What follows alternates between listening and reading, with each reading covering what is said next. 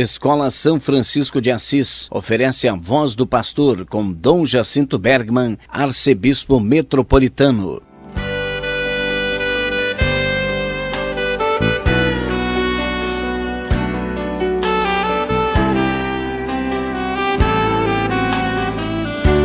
Queridos irmãos e queridas irmãs da Arquidiocese de Pelotas, estamos iniciando o nosso encontro semanal com o programa A Voz do Pastor, através da Rádio Universidade.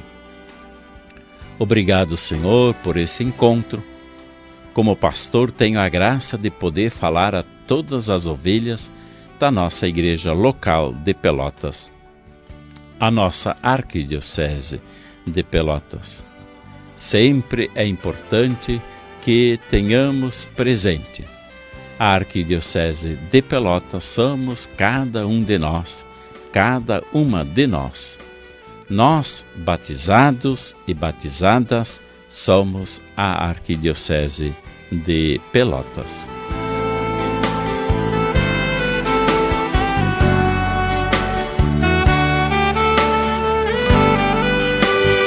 Dom Jacinto reflete a palavra de Deus do final de semana. Evangelho do quarto domingo da Quaresma. Proclamação do Evangelho de Jesus Cristo segundo João. Naquele tempo, Jesus disse a Nicodemos: do mesmo modo como Moisés levantou a serpente no deserto, assim é necessário que o Filho do Homem seja levantado, para que todos os que nele crerem tenham a vida eterna. Pois Deus amou tanto o mundo que deu o seu Filho unigênito, para que não morra todo o que nele crer, mas tenha a vida eterna. De fato, Deus não enviou o seu Filho ao mundo para condenar o mundo, mas para que o mundo seja salvo por ele. Quem nele crê não é condenado, mas quem não crê já está condenado, porque não acreditou no nome do Filho unigênito. Ora, o julgamento é este: a luz veio ao mundo, mas os homens preferiram as trevas à luz, porque suas ações eram más. Quem pratica o mal odeia a luz e não se aproxima da luz, para que suas obras não sejam denunciadas. Mas quem age conforme a verdade aproxima-se da luz, para que se manifeste que suas obras são realizadas em Deus. Palavra da salvação.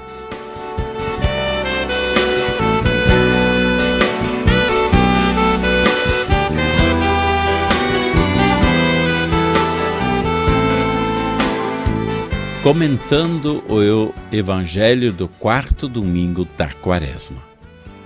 Na tentativa de instruir Nicodemos, discípulo às escondidas, nas coisas da fé, Jesus retomou um fato importante da história do povo de Israel quando este caminhava pelo deserto. A experiência de pecado e rebelião contra Deus havia desencadeado o castigo divino. Para aplacar a ira divina, o próprio Deus recomendou a Moisés fundir uma serpente de bronze. Assim, quem, porventura, olhasse para ela, seria poupado desse castigo. Este fato da história do povo de Israel ofereceu elementos para a compreensão da morte de Jesus na cruz. De novo, encontramos a humanidade imersa no pecado, incapaz de se livrar da maldição que a rebelião contra Deus lhe impingiu. Somente o Pai poderia oferecer um caminho de superação desta trágica situação. Seu Filho, suspenso na cruz, tornar-se-ia, como a serpente no deserto, penhor de salvação para quem se voltasse para ele com fé. A morte de cruz, portanto, teria uma finalidade absolutamente salvífica. Através dela, seria possível obter a vida eterna. O Filho enviado, Jesus Cristo, ao mundo, foi fruto da benevolência divina para com a humanidade pecadora. Contudo, existe quem se recuse a voltar-se para Jesus e reconhecê-lo como fonte de salvação, preferindo caminhar nas trevas. Ao invés, quem se faz discípulo da verdade e age movido por Deus, volta-se confiante para Jesus, para dele receber a salvação.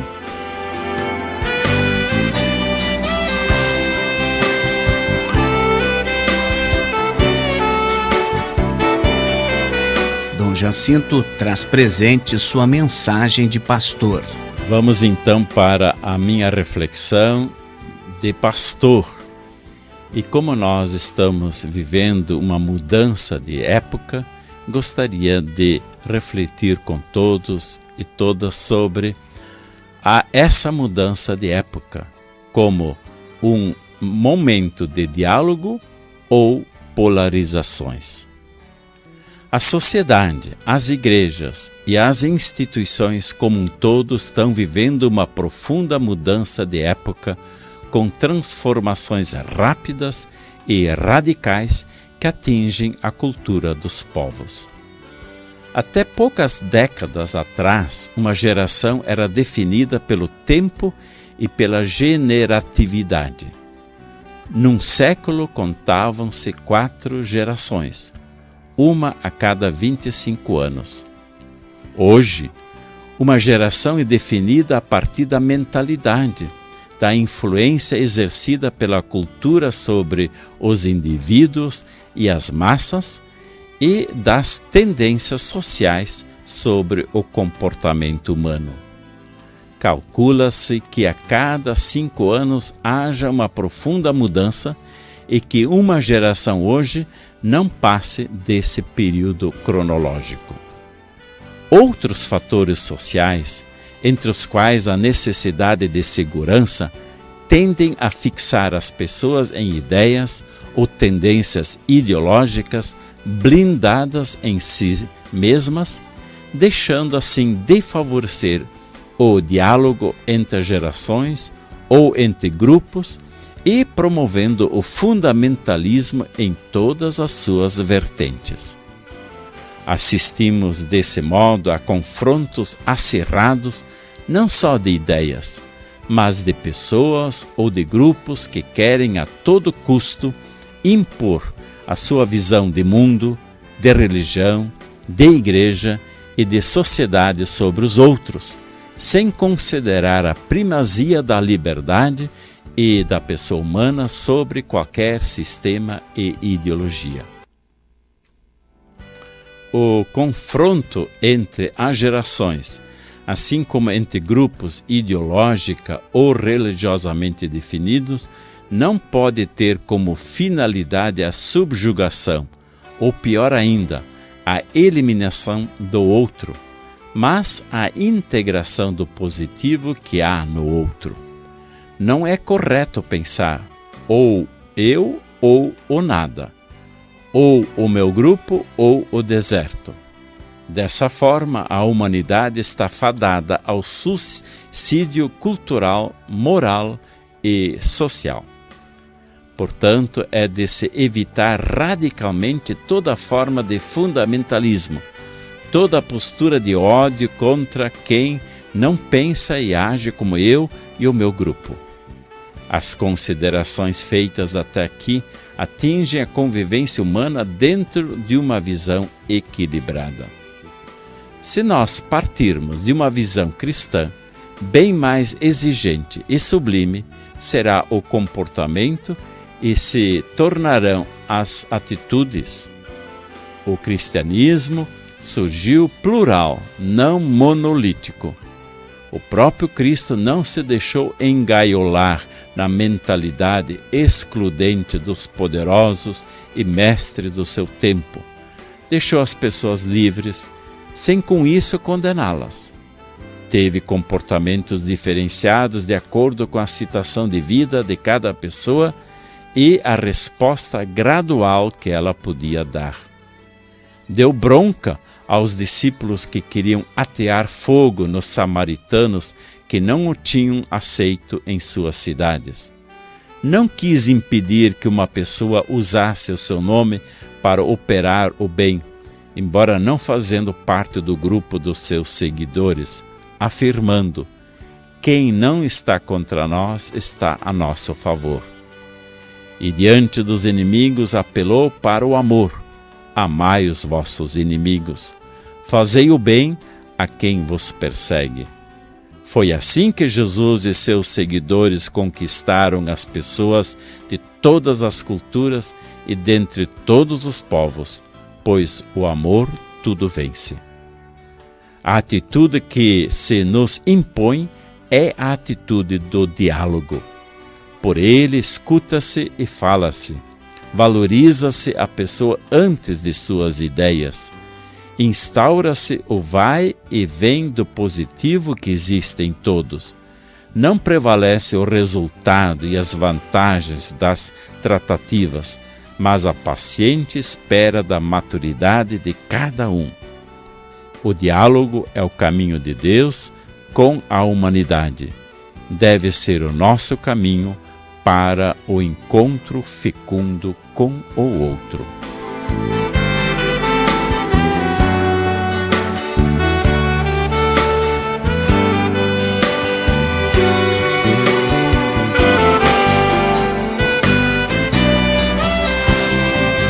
Dom Jacinto comenta algo do que aconteceu na igreja no Brasil e no mundo.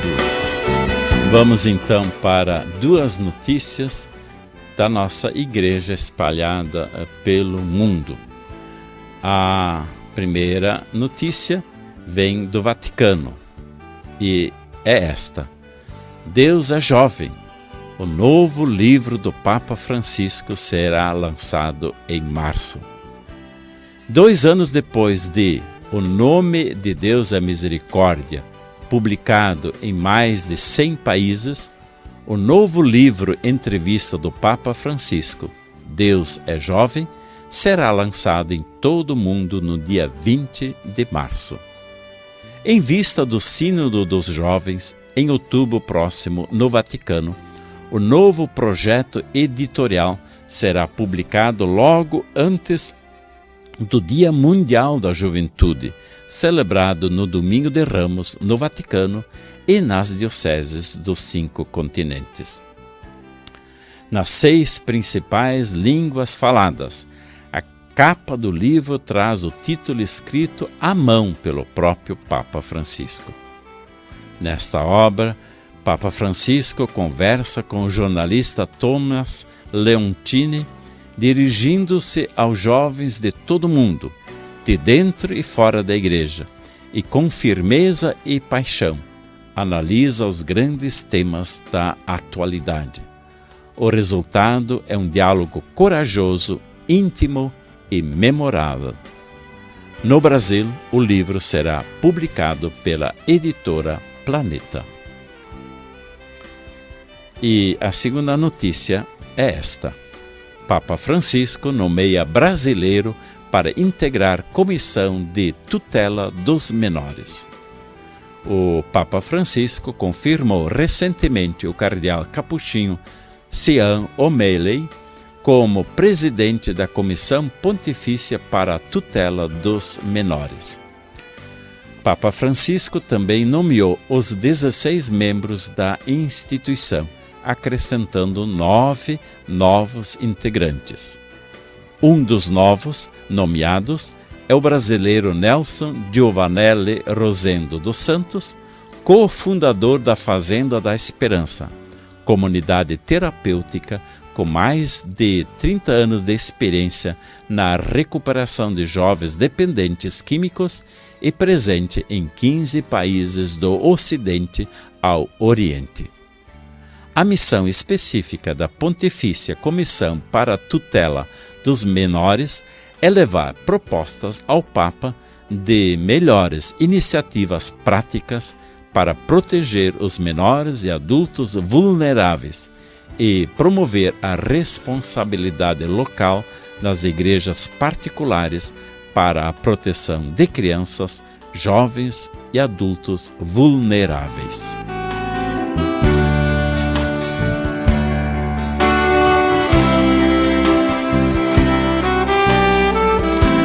Dom Jacinto comunica o que vai acontecer na próxima semana na Arquidiocese de Pelotas. Algumas notícias da nossa igreja local de Pelotas, a nossa Arquidiocese de Pelotas, que somos cada um de nós batizados e batizadas. Quero registrar, em primeiro lugar, a realização do retiro dos presbíteros. Os nossos presbíteros da Arquidiocese estarão em retiro a partir da próxima segunda-feira.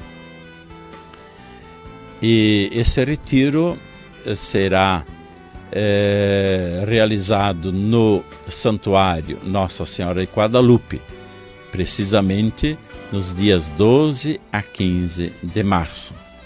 E o pregador do retiro dos presbíteros será o bispo emérito de Palmares, Pernambuco, Dom Genival Saraiva de França.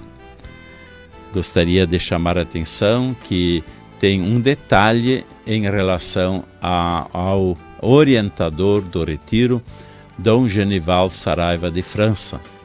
Ele, quando fez sua formação aqui no sul do país, vindo do Nordeste, vinha fazer férias aqui em Pelotas, construindo uma amizade com várias famílias pelotenses. Por isso também a presença dele aqui como pregador do retiro dos presbíteros da Arquidiocese será um bonito retorno à nossa igreja local.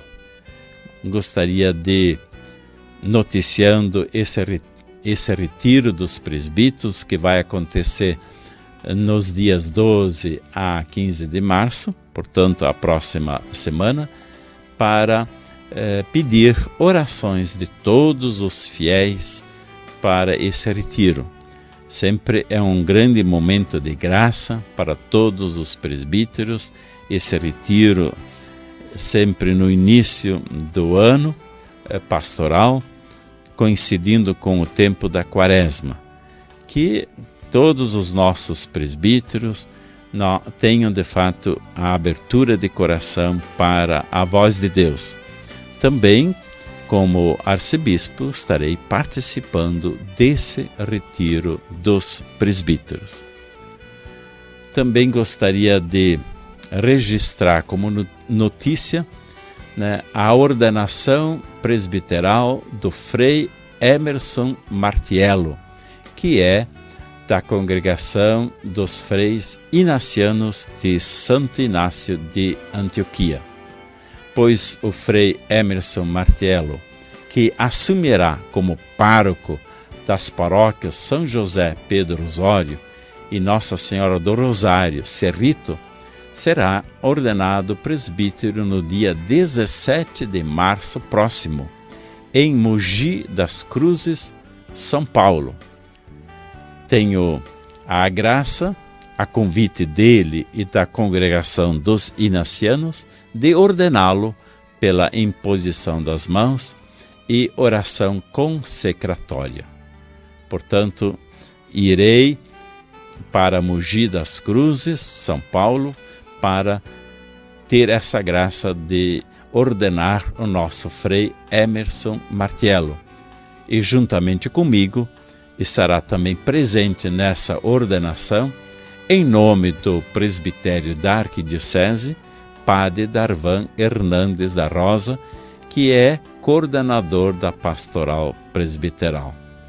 Então, o Padre Darvan, representando todo o presbitério, estará juntamente comigo presente nessa ordenação presbiteral. Queremos felicitar o Frei Emerson Martello pelo sim que ele está dando à igreja e também pelo sim que ele está dando para a nossa arquidiocese, assumindo, depois de ordenado, como pároco das paróquias São José, Pedro Osório e Nossa Senhora do Rosário, Cerrito. Também gostaria de registrar que teremos o lançamento do Plano Pastoral Prioridade e Ações Comuns 2018 em toda a arquidiocese, paróquias e comunidades. Já fizemos essa experiência do lançamento do Plano Pastoral Prioridade e Ações Comuns 2017 no ano passado. Portanto, neste ano estamos voltando com essa experiência e vamos então fazer o lançamento do Plano de Pastoral Prioridade e Ações Comuns 2018 em toda a arquidiocese, isto é, em todas as paróquias e comunidades, nos dias 17 e 18 de março, conforme comunicação enviada a todas as paróquias, e nessa comunicação está também a sugestão de como realizar esse lançamento do Plano Pastoral Prioridade e Ações Comuns 2018. Com esse lançamento do Plano Pastoral Prioridade e Ações Comuns 2018, esperamos caminhar mais pastoralmente em comum, como igreja local de Pelotas, a Arquidiocese de Pelotas, sendo mais Casa do Pão. E, finalmente, gostaria também de aproveitar para já adiantar as próximas tomadas de posse de párocos. Então, durante o retiro dos presbíteros, teremos também a tomada de posse do padre João Joaquim dos Santos como animador espiritual pastoral do Santuário Nossa Senhora de Guadalupe, mais precisamente no dia 14 de março, às 18 horas, portanto, durante o retiro dos presbíteros. E no final do mês de março, nós teremos então a tomada de posse do padre Edson Francisco dos Santos, como pároco da paróquia Nossa Senhora da Graça em Arroio Grande. No dia 25 de março, nós teremos a tomada de posse do padre Sérgio Luiz Lima Pereira, como pároco da paróquia Nossa Senhora da Conceição em Piratini. E já em abril, dia 8, nós teremos então a posse do Frei Emerson Martello, recém-ordenado presbítero, como pároco da paróquia São José de Pedro Osório e da paróquia Nossa Senhora do Rosário, Cerrito.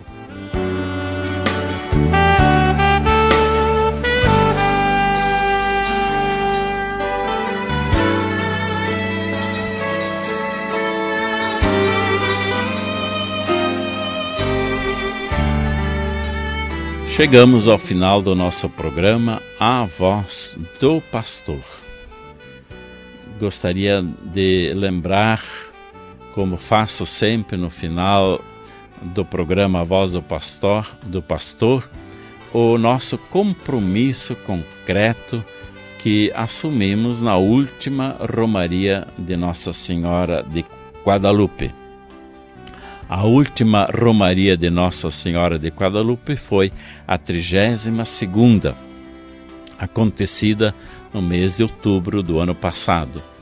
E nessa 32ª Romaria de Nossa Senhora de Guadalupe, assumimos o seguinte compromisso concreto: celebrar o meu dia do batismo em comunidade. E por que este compromisso? Porque neste ano de 2018, nós temos como grande prioridade sermos Casa do Pão. E nós nos alimentamos como cristãos a partir do sacramento do batismo. O sacramento do batismo inaugura o sermos casa do pão. E por isso, por que não celebrar este meu dia do batismo em comunidade? Se celebramos o dia do nascimento para essa vida, que é justo celebrar, por que não celebrar o nascimento para a vida eterna? No dia do batismo, nós nascemos para a vida eterna. Nós inauguramos a nossa vida cristã. E essa vida cristã que nos dá um sentido maior, que é a nossa salvação.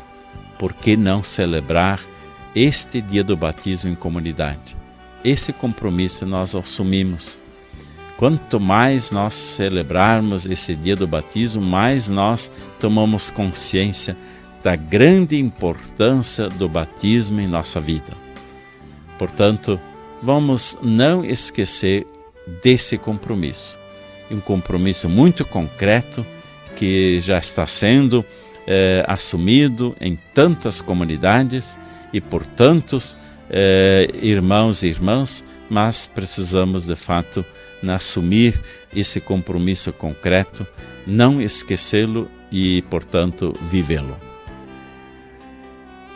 Assim, chegando ao final do nosso programa, agradeço a Deus por ter podido estar com todos e todas neste programa A Voz do Pastor pela Rádio Universidade. A todos e a todas, a minha bênção de pastor, em nome do Pai, do Filho e do Espírito Santo. Amém.